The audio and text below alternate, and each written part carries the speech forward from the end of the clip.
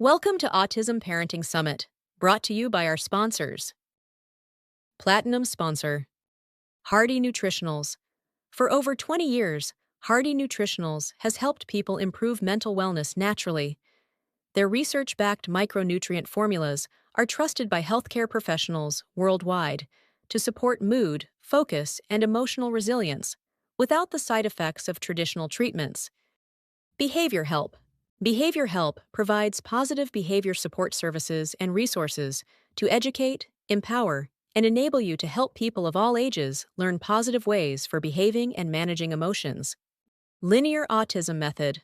When parents feel they are out of options, the linear autism method is proven to increase functional and social behaviors by working with the true nature of children with autism. This naturally reduces anger, meltdowns, and aggression, and allows them to thrive.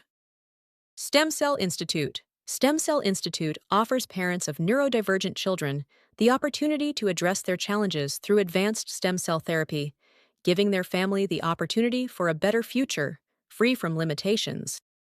Gold sponsors. Algonaut. Algonaut produces natural dietary supplements designed to support cognitive function and reduce inflammation. Their products contain pure flavonoids and olive oil for enhanced absorption. These supplements aim to help individuals, including those with autism, by reducing brain inflammation and therefore promoting brain health and clarity. Gut Brain Axis Therapeutics Incorporated. Gut Brain Axis Therapeutics is developing microbiota transplant therapy for treating gastrointestinal symptoms and autism symptoms. Autism Parenting Magazine. Join a thriving community of families and unlock the potential of your child. Autism Learning Network. Join a community that understands. Unlock a wealth of resources. Access expert advice, practical tools, and shared wisdom. Silver sponsor. NeuroFree. NeuroFree provides cell infusion therapy for children and adolescents with autism. The therapy involves tissue that was provided by the mother, collected by a plastic surgeon, processed in a FDA-registered lab that complies with FDA regulations, and infused into the patient's bloodstream via a 2.5-hour intravenous process. Bronze sponsor. Mimbleball. Mimbleballs offer pathways for spontaneous parent-child and sibling connections by intuitively creating moments of shared delight, effortless comfort, and restorative calm, easing and enriching family and therapeutic interactions.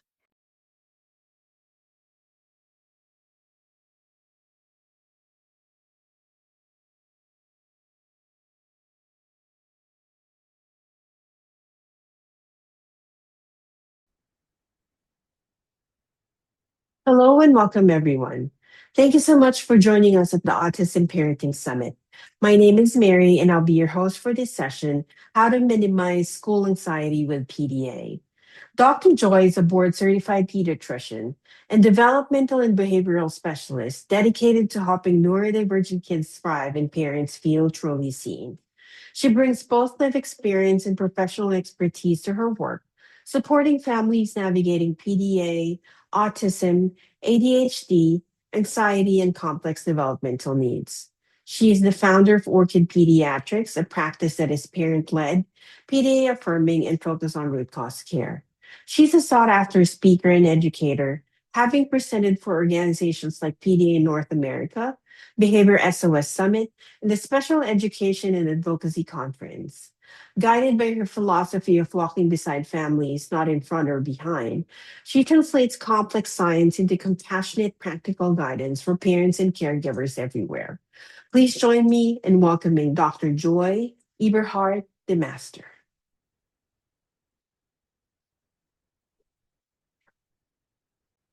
Hi, everyone. I'm Dr. Joy Eberhard DeMaster, and here to talk about bendy, sneezy, sensitive kids and school success PDA style.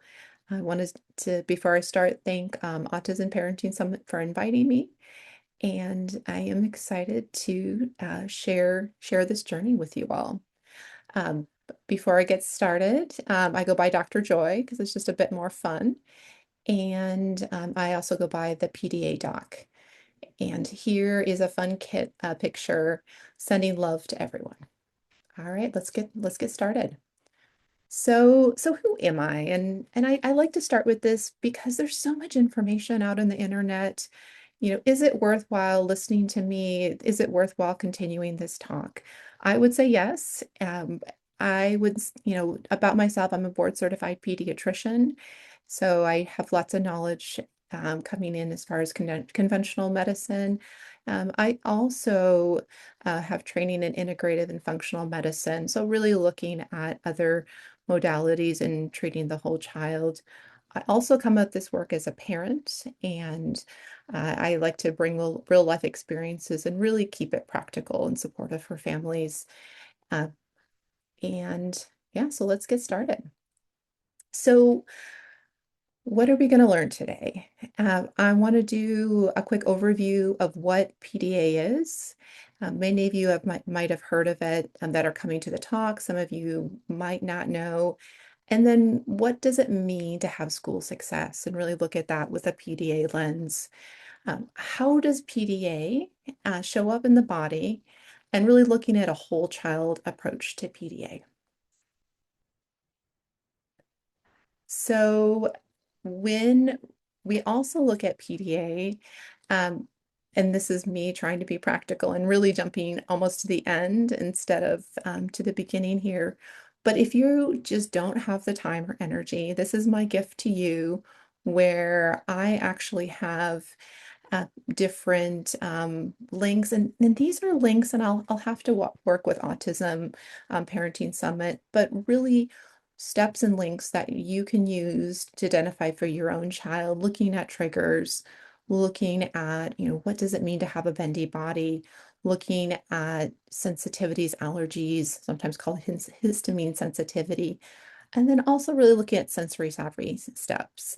And so all of this, maybe it's partnering with the school, your doctor, family members, really practical steps that you can use for your own kiddo. So in this talk, I have them as links, but what I'm thinking is you probably won't have access to that on your own. So I'll figure out another way to get it to you. All right, so disclaimer, this is the boring stuff. I won't read all of this, but what I want you to know, this is a class. Yes, I am a pediatrician. Yes, I work with families and support them for helping their child thrive. And by attending this, it doesn't mean that I'm your kid's doctor. And please, please do not make any changes to your kid's support or treatment regimen without talking with your kid's team. All right, so I got to call out my privileges. This is always important to me. I have grown up always between many cultures um, and identify as Mexican American. I speak English and Spanish. And so really want to identify, I was born with, light skin, and the world looks at that as a privilege. So I need to call that out and how that shows up in my space. I'm also really comfortable with the English language and the privileges that give me. And I'm also trained as a US trained physician. And so that again is a privilege itself. And also always remember to have a little bit of fun in the process. All right, so PDA. And what I say in my definition of PDA is they are amazing kids who thrive on choice and suffocate with demands due to their wiring. So when we can break this down, it's really how their body is set up, how their body is built. And by having choice, it lets their body be calm, it lets their body live life. And if they don't have it, they really suffer. Um, if they do have it, they tend to thrive, they tend to do amazing things, but it really is environment driven. I'm purposefully not talking all about, what does PDA stand for. I will, I guess, dip my toe into that just a bit. One of the terms for it is pervasive drive for autonomy. And so really looking at is the need to have that autonomy um, throughout life. And so that goes with choices. All All right, and here you can see a kiddo with their head out the window going, ah. And so my question to you is, what do you think this kiddo's feeling? What are they doing? All right. So here we have school success PDA style. And I just put these pictures here because it kind of gives you an example. Um, Here we have many times when we think of is we have lots of chaos. Life is hard at home, life is hard at school, everything seems impossible. And we really want calm. Calm is here, this little blue circle, and PDA is here, but really we are just not embracing the PDA. And what that means is really trying to maybe live life, maybe parent, maybe have a life that looks what we could consider normal, but it doesn't work for us and our kids. So what do we do? How do we have success? Really, what it is embracing the PDA, and this can look many different ways. What I would say is individualized support is not just important, but it really makes all the difference. So when PDA is supported, calm is there, and the chaos gets much smaller. Not that it's not there. I think chaos and parenting are rather synonymous many times, but it's not every our breath every single day. So let's look at what does it mean to embrace PDA and where do we go from here? All right. So what would you do if you found your kid covered in red lipstick one morning? I just ask you, what would be your reaction? And if you look at it as, okay, maybe it's a sensory piece of them putting on lipstick. Maybe they're doing something to regulate themselves. Maybe they're being creative. That could be one perspective, but really looking at partnering with kids and what they're doing, always making sure they're safe, but partnering with them is so um, important. And the reason is that kids' bodies and their makeup of their bodies of PDAs is just different. So what do we see for these PDAs? We see joints, we see a lot of stomach upset, a lot of gut upset, and we just see overwhelm. So let's just go in a little bit deeper. What's under the surface? Um, and then all of this to say, every kid is different. So maybe going back to the last slide, maybe some bendy joints, maybe they don't have as much gut upset, um, but maybe what overwhelms them is something different. But I would say is that the majority of PDAs have some of this, and knowing your own kid, where are they on that spectrum, and what does that look like for them? All right, so let's just step back and talk about how PDA shows up in the body. And of course, I'm a doctor. I can't not think about how when I see kids come in. But I'm going to use an example of a kid. This is not a real kid, but it's a combination of many kids I've seen. And so let's ask Riley. Riley is a smart kid, struggles at school, lots of stomach aches, sneezing with certain foods, double jointed, gets dizzy easily, stands up and sees some lights, really struggles with bright lights and loud sounds. So what do we do? What's going on for Riley? How do we help Riley have success at home and school? If we look at this too from a parent lens, maybe Riley's not attending school. Maybe Riley is calling in the middle of the day and having to leave school and not attend full days. Maybe Riley have a hard time being active. All of these pieces. So when I want to look at inside is, how flexible is Riley? Are they sensitive? Are they having allergies to their environment? And really their overload, their sensory overload. And what that means is they're often misunderstood. how this shows up in everyday life is talking with kids and saying, hey, do this. By doing this, it can get them frustrated. And so doing very demand oriented conversation instead of having something what's called declarative. So having ideas like, oh, I see it's this time. Or, if your kid is time oriented, doesn't work for younger kids, but it could be something like, oh my goodness, it looks like your shoes are over there. And then that can help link a kid to, okay, it's time to put on shoes. And then sensitive to environment as well.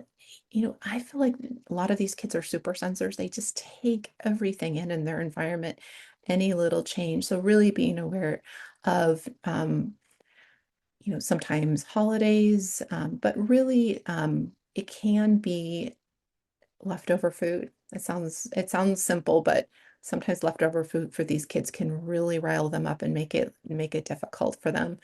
Maybe they like to have their feet up. They like to have their legs bent. They can't keep their feet on the ground. And maybe that's because they're extra bendy. So that's what I would wonder. So, what I often hear when I see kids is this looser joints. They get kind of dizzy when they stand up.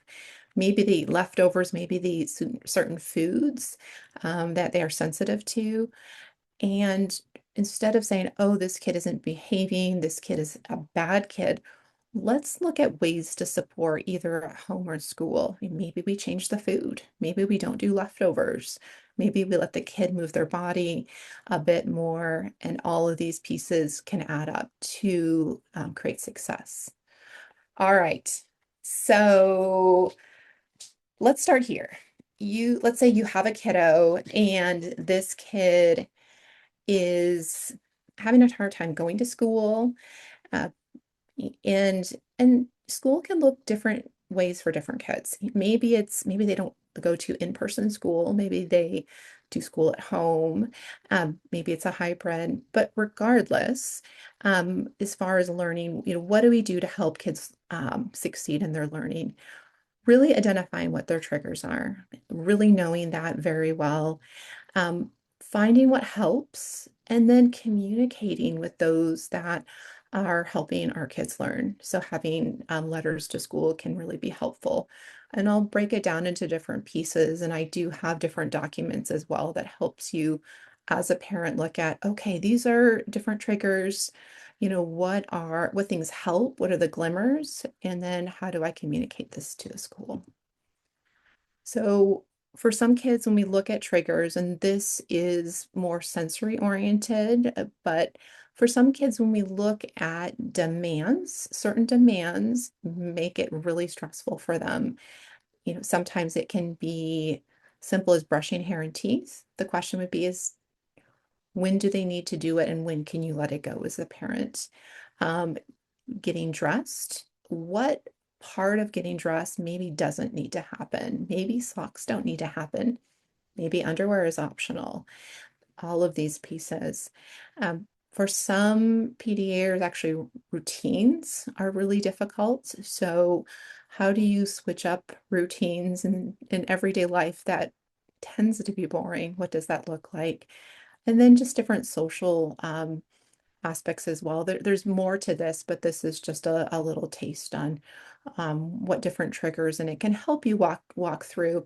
Wait, this is harder for my kid at this time. It's when they wake up, or maybe it's when they meet new people. And so then you can be aware, and other people in their life can be aware of what things make it harder for them.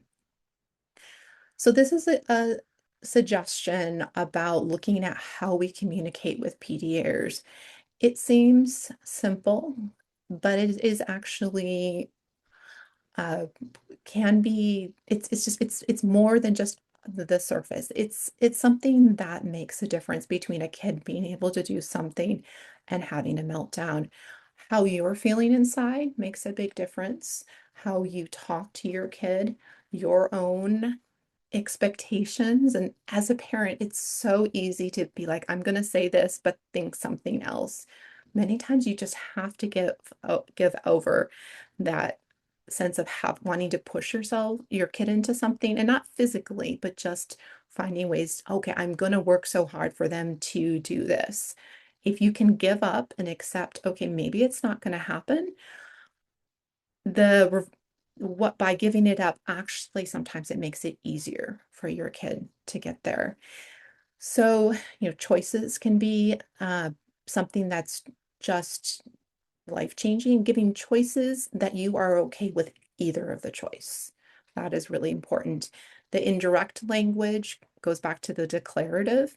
But what I would also say is if you can take something and make it in externalize outside of you or your kid, that can also help and kind of make it indirect.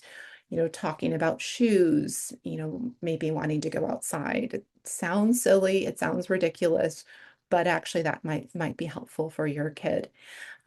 Play can be really helpful if your kid really enjoys a song, you can pull that in as far as play.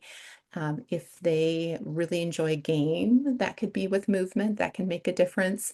An example is when my kid was younger, we used to sing the Hokey Pokey getting dressed. You could put your right foot in, you put your right foot out, you put your right foot in.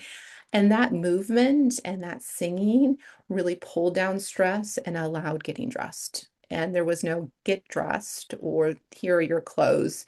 It's really supporting what I call scaffolding the process. Transitions, what it means for transitions, what our transitions look like. And many times when we think of transitions, we think of, okay, leaving a building, whether it's leaving a house, leaving a school, leaving a store. When I think of a transition can be sitting down at a table. A transition can be getting up at a table. A transition can be starting to eat, all of those different pieces. So really breaking down what transitions look like and where it is more difficult for your kid and can they get some more scaffolding. There's fun timers as well. I wish I had brought one here, but one with like the little colorful things come down and kids can follow it and that could be helpful with transitions. The tricky part with PDAs is maybe you try something, maybe it works for a while and then it won't, and just really accepting that and maybe needing to find something else. All right, so this is a letter to the school. I have this as a document where you can put in your own kid's name and it will populate through here. You can put in the principal's information in their class. And really what it does is it helps you easily and quickly communicate to the school what your kids' needs are. This is focused specifically on the type of autism with the behavioral profile PDA and with that focus. But if, let's say, PDA isn't quite the fit for your kid, you could adjust this to what your kid needs. I think of a lot of neurodiverse kids have sometimes these different needs. So this would be something that you can use to help fit for your own kid. Flexible learning environment, modified communication, and then sensory supports. And the other piece, and I'll be talking about more later, but sensory not just in the classroom, but in the hallway, in the bathroom, all of these different pieces is really important. All right, so we are talking about how PDA shows up in the body, bendy bodies, histamine sensitivity, and sensory overload. And let's look in a bit more about what all this means. When we are specifically talking about bendy bodies, we're talking about hypermobility and there's something called hypermobility spectrum disorder. It's not different. It's very similar to autism spectrum disorder, looking at it as a spectrum and where you are on that spectrum, your support need can vary. So that is something that's really important. Communicating to schools, what does it mean? I have this kid that you can't directly ask them to do something, but they're extra bendy and they need some more support. Humor, indirect communication, giving giving the school some tips about how to communicate with kids, and then also really having the schools be more aware of this. what kids might be extra bendy. There are those kids that can do these funny tricks, right? But maybe they're getting tired more easily, or their bodies tend to get a little bit more sore more quickly. And so ways to protect their bodies. All right. And then what the schools can work on, and why does it matter? Because over time it's a huge stress on the body, and it can cause so much more exhaustion as well. So, slower warming up, strengthening muscles, being really aware of how a kid moves, and then listening. If a bendy kiddo is feeling any pain, it's a sign they've gone too far, even more so than an average kid, because their bendiness doesn't communicate as strongly with their joints. And so if their joint is like, oh my goodness, this is too much, it means that it is way too much, because they don't have as much sense of their joints their joints in space, and also as much awareness many times of overstretching and the pain that can cause. So let's say you want to talk with your doctor, and your doctor's like, hyper what? What are these bendy bodies? Doctors really struggle if you bring something to them and they don't understand it. And the reason why is they're fixers. They want to know, and they want to fix it. If they don't understand something, it scares them, it overwhelms them, and they react in any number of ways. Not so differently with PDAers. They might argue with you, they might ignore it, they might deny it exists. And so this walks through what hypermobility spectrum disorder is. And the thought is to give your doctor suggestions of what to do with it, because even if doctors know something about it, many times if they don't know what to do with it, they will ignore it. Not because they want to be, but because maybe it's overwhelming. Maybe they don't understand there is something to do. Before, it was considered something called benign hypermobility, and what's realized is it's not benign. And so this is really new terminology. For an example, what happens with doctors when we get trained, we're told, okay, this is how something is, this is what's going on, and this is what you do. Many doctors were trained, okay, benign hypermobility, it's there, it doesn't matter, you don't have to do anything. But what we're realizing is that term was wrong, and that advice was wrong. And so many times as doctors, we are taught incorrectly, terminology changes, guidance changes, and it takes us time sometimes to keep up with it all. So we've talked about these bendy bodies, what that means. Uh, so many kids I see, so many neurodiverse kids, so many autistic PDAers, I would say ADHDers as well, uh, tend to have lots of histamine. And you're like, histo what? You probably all have heard of Claritin, Zyrtec, uh, Allegra, all of those pull down histamine. They can help with itchy noses, um, allergies. For some kids, it's more than just simple allergies. It's to the point where histamine is causing stomach issues, it's causing rashes. And the reason that can matter, if that's the case for your kiddo, is school sometimes can make a difference as far as lunch choices, because some lunch choices have more histamine, and the importance of having lunch options that have a low histamine. So then that alarm is not blaring, and a kid then can learn, can enjoy their life. Okay, so what foods have high histamine? And if you look at this, some of these are an obvious no, for kids. Um, but we're not going to drink alcohol. It's not going to be in a school lunch. But some sauces might have that as an additive. Not that it's anything too much as far as a drink, but it's might be an additive in a sauce. So something to consider.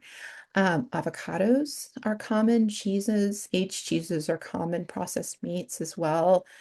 anything fermented. Unfortunately, chocolate, no. And of course, many kids don't like spinach, so that's not a big loss. Uh, the one also to keep in mind is that those of us who are parents, I mean, having things, gummy foods, having gummies, looking at collagen-based products. And so, does something have collagen in it? And that could be a trigger as well. So, and then the other piece to say too is really knowing your kid. So this goes back to knowing your kid. If there are certain pieces that really don't affect your kid, then, is it worth getting up to you have to do that? Probably not, but really knowing your kid and what makes a difference for them.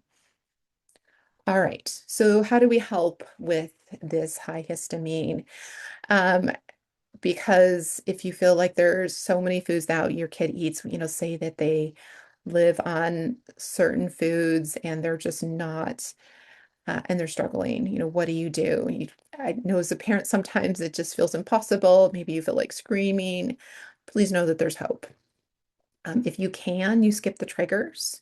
So avoid things that make kids, um, histamine flare and get really high and, causes them to, itch, rash, gut pain, all of those things.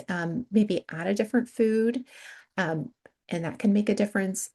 Really keeping it fresh, no leftovers. It's a hard sell, right? As parents, it's a good saving of money if we do leftovers, but really these kids do so much better if it's fresh food and no leftovers.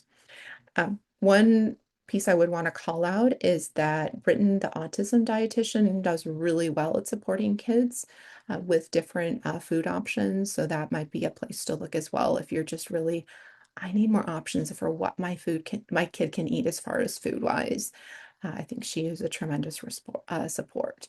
And that goes for asking help. So whether it's the autism dietitian, whether it's meeting with your own dietitian, meeting with an allergist, meeting with a pediatrician like myself, you do not have to do this alone. There are other supports out there. All right, so bendy bodies, hista what? And now we're sensory savvy. And you may be tired about talking about this. We're going back to the sensory, what that means for kids. Maybe thinking about Riley and the difficulties with bright lights and sound. What does that mean for this kiddo? And really thinking of, okay, what this can the school do to make a difference? Sensory wise, what can we do as parents? Sometimes it's the sounds at home, the lighting, all of those pieces. Sometimes we can't always control always the environment around them, around us and for our kids. So, there are pieces. I also love Flare Audio. They do amazing work and they can help pull down that kind of high intensity sounds for kids, and it can make a difference. All right, going back, let's specifically talk about options for schools. And I have to say, as a pediatrician, I sometimes joke I'm a sleep and poop doctor. Um, so I would be remiss to not talk about poop because we all gotta go, and it's just part of life. So if a kid is attending school in person, really looking at is the bathroom. Um, is a place that can be of sensory overload, noise, smells, all of those pieces. Do they have options of going at quieter times? Is there a staff bathroom or a single bathroom that they can go to? The other piece, and this kind of goes back to the bendy bodies, is that kids with bendy bodies many times just don't know as well as, oh, do I have to pee? Do I have to poop? And then if they have to go, it's like they should have gone 10 minutes ago and it's an emergency. So finding ways for kids to be able to use the bathroom quickly when they have a sense of, oh, they do actually really have to go. And sometimes what I would say is, I meet with families and in regards to support needs, let's say you have a kid that isn't able to communicate with you so much as far as their, verbally, as far as their sensory needs. Look at their body. What is their communication? And my guess is, as a parent, you know what things, trigger them, what supports them, and just the importance of having the school support you in this and making, whether it's going to the bathroom, um, going to the, being on the bus, have it really, really supportive. All right, so movement, and that we talked about, um, and I'm specifically focusing on bathrooms and hallways just because so much usually is focused on school as the classroom, but we forget about these other pieces. The hallway is important. Hallways can be really noisy. Also, kids that are supposed to stay in line.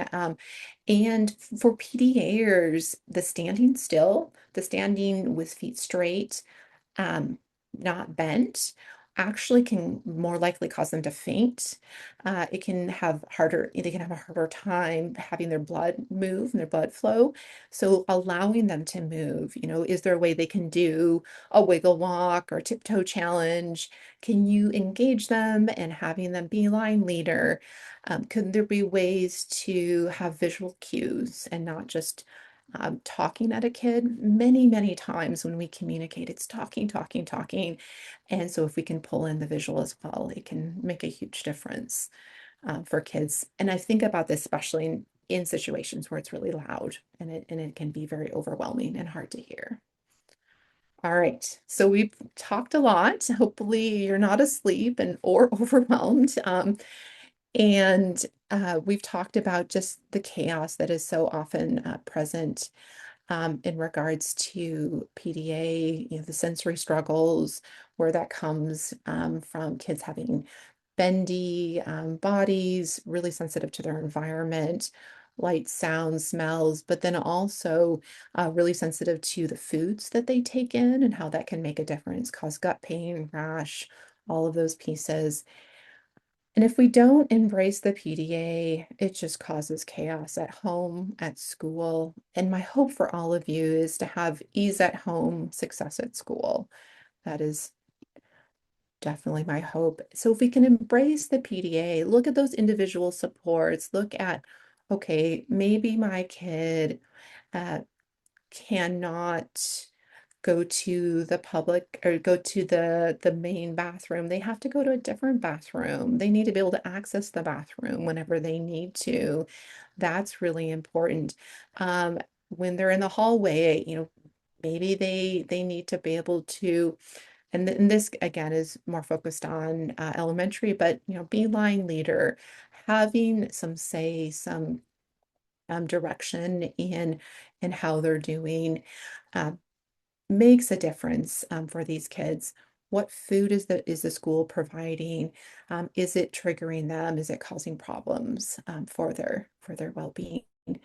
If a kid has limited diet, is it really because they're not eating as much? Because they're really just wanting foods that have low histamine? It's just something I wonder.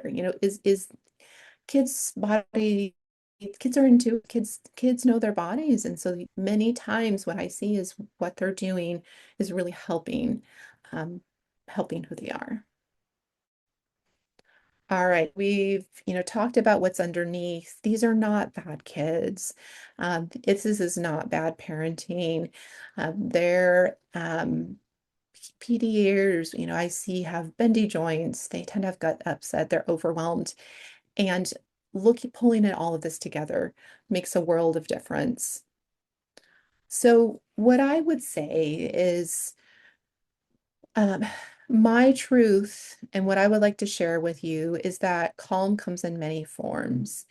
When we're trying to look for that calm, many times it's giving up what we've been told about parenting, the expectations, and Uh, the other piece that I also think is giving up what calm looks like. Does it mean that your kid is sitting down quietly? Does it mean that they are following every direction? Probably not. What I would say is that for my own kiddo, this is their calm. their head out of the window, the wind in their face, their mouth open, their hair blowing in the breeze. Is this the safest? No. Is this my best option? Yes. And this is looking at what a kid needs for sensory and and also giving them choice within limits. That is safe enough, is what I would say. So really looking at what you can give up as a parent that you have been told this is what it means to parent. This is what it means for your kid to do, to behave.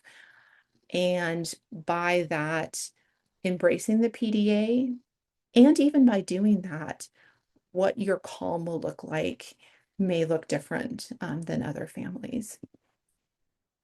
So going back to this being really my kids' yay and what is actually really supportive for them. So my question would be for you is, what is your kids' yay? What do you need? What does your kid need? And really being okay with that. Uh, one um, one thing that has really helped me as a parent, I really also like Low Demand Amanda. And in that, she really talks about if you go into a grocery store, then, if your kid is moving, if they're squirming, if they're making sounds, really saying, okay, what do I need? What does my kid need? And focusing on that over, okay, what do strangers think? What do strangers need? Because that is a recipe for failure. I have been there. I've successfully failed. And this is a new strategy and a new way of really looking at living life for ease at home and success at school for kids. So my gift to you is sharing more information. I do clinical work at Orchid Pediatrics, both in US and Canada. The QR code is for the US. And I have the Pediatric Doc Circle, which is a parenting group. And then I'm on Instagram as the PDA doc for ongoing supports for families. And what I like to tell families is you matter, you're not alone, and your kid matters. So please keep hope and know that there may be a very good explanation for why your kid has a harder time getting to school, in school learning, and looking for the bendy joints, the histamine sensitivity, and then the sensory needs. All right, I'll stop my share here and then let me in. I think we are going to do some Thank you. questions. Thank you, Miss Joy. Thank you, Dr. Joy, for letting us know about the strategies in order for us to overcome, because a lot of people would say that if a kid shouts or wiggles their body, it's already bad behavior, but it's truly not, right? So as a parent, knowing how knowing your child is very important because that's the only way that you can coordinate those behaviors with their teachers so that everybody would understand, right? I have so many experiences wherein my child couldn't just sit still, right? So now I fully understand. It's not that she wants to do that, but it's just how she is wired, like as you Yeah. said, right? And you're also right with allergies with certain foods, right? Because they some of them would just eat so much at one time, or some of them would be very picky on certain things. And it is up to you as a parent to figure out what is causing that allergy where they sneeze so much in the morning, right? Are there tests or where we can figure out specific foods that would cause certain allergies, or it's really about figuring out the things that they eat or contain in a specific day? Yeah, so what I would say for parents, and this is of course general advice and not for, a specific kid, but what I tell families is you don't have to do this alone. You don't have to figure out by yourself. There are dietitians that can help you with that. There are allergists that can help you figure it out. pediatricians, I think especially integrative pediatricians are very aware and looking at how a kid is sensitive to their world. There are classic allergies, and then a lot of the kids Mhm. I see don't have classic allergies, but they are still really affected by, by something in their world. And one of the terms is looking at their mast cells, so mast cell activation and what that means. They might not have a typical IgE allergy, so that's something that doesn't necessarily always come up with those like pinprick tests. But Mhm. there are Mhm. other tests that can be done, sometimes blood tests, urine tests, different pieces to look into this as an option for Yeah. kids to make life easier. Okay. So our parents or our audience also have a couple of questions. I hope you have the time to answer Oh, them. sure. I'll go with the first one. So here's one question. How can parents tell when a child's behavior is actually a sign of physical stress or overload rather than emotional resistance or refusal? And this makes me think of the article that I wrote for autism parenting, where it's like when to worry, when is something not autism. So Mhm. what I would say is if it seems unusual for your kid, if they normally are able to do something and suddenly they're not able to do it, whether it's a task, whether it's following a certain direction or steps, then I would be like, what's going on there if there is a change? Um, what I also look at is a kid hungry? Is a kid Mhm. tired? Does a kid have to use the bathroom? Do they have to poop? All of these things can cause a kid to be dysregulated, to get upset. And so really looking at the environment for a kid, I always say is that behavior is communication.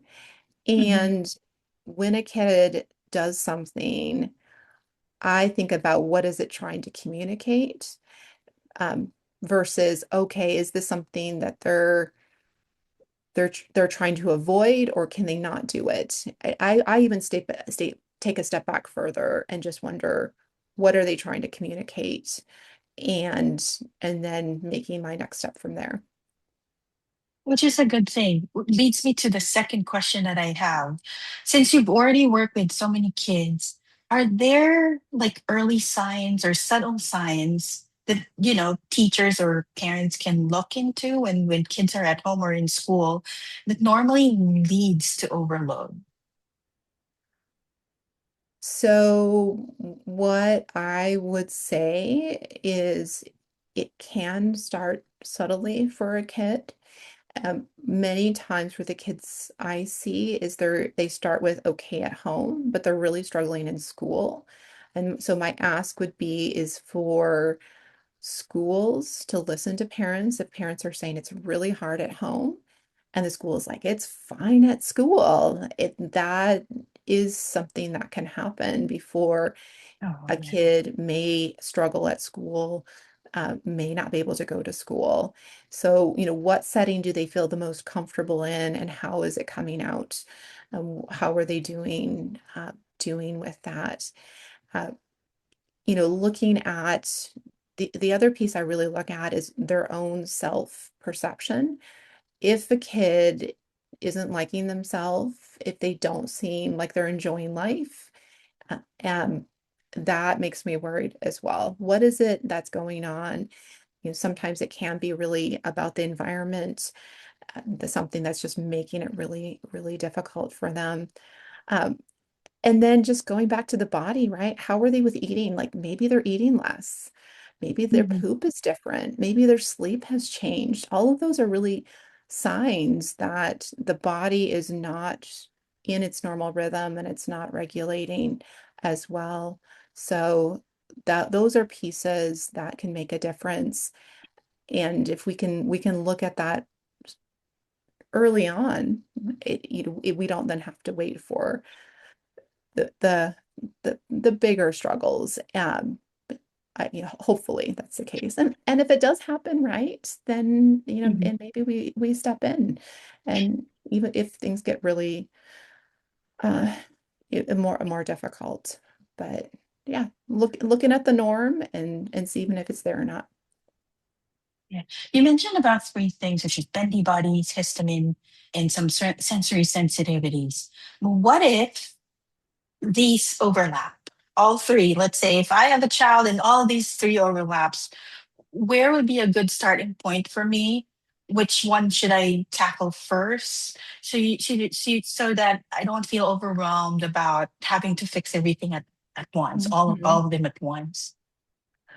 So I think of it as many times as a body type, like your kid is built this way. Mhm. And if one is kind of more prominent, I would focus there. Okay. So, if they're really struggling with movement, right? Or they're having joint pain, or um, they're getting tired quickly. Like, do you look into like the bendy body piece? They're getting lightheaded.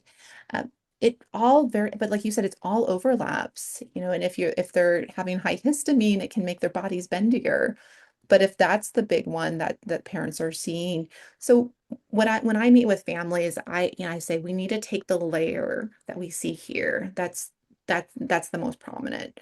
We start with that. So if it's, kid coming in and just really overwhelmed with sound, or really overwhelmed with um, different sensory pieces, then maybe we start with that, you know, or is it more they're having gut upset, they're having rashes, they seem to be reacting to food, then let's start there. So I encourage parents, pick what's going to make your life easier, you and your kid's life easier. Start there and take that first step. Because yeah, it is so overwhelming in the sense of, oh wait, I can't, how do I do all this? I can't do it all. And so think of one thing, it could be, I want to be able to get out of the house without a meltdown, without my kid crying, without my kid being upset, and then work back from there. What are those things that are happening before your kid gets upset? Mhm. Is there a loud noise? Are they having a stomach ache? Um, are they, suddenly standing up and not feeling good? So those are different pieces, I would think. Yeah, and going back to what you said before, calm. That I think that's a magic word word right now. Um, Having a calm tone, because it's as parents we're so overwhelmed with everything that we do in life, like cleaning the house, picking up your kids in school back and forth and all that, and doing work at the same time, and sometimes you lose all the fun, right?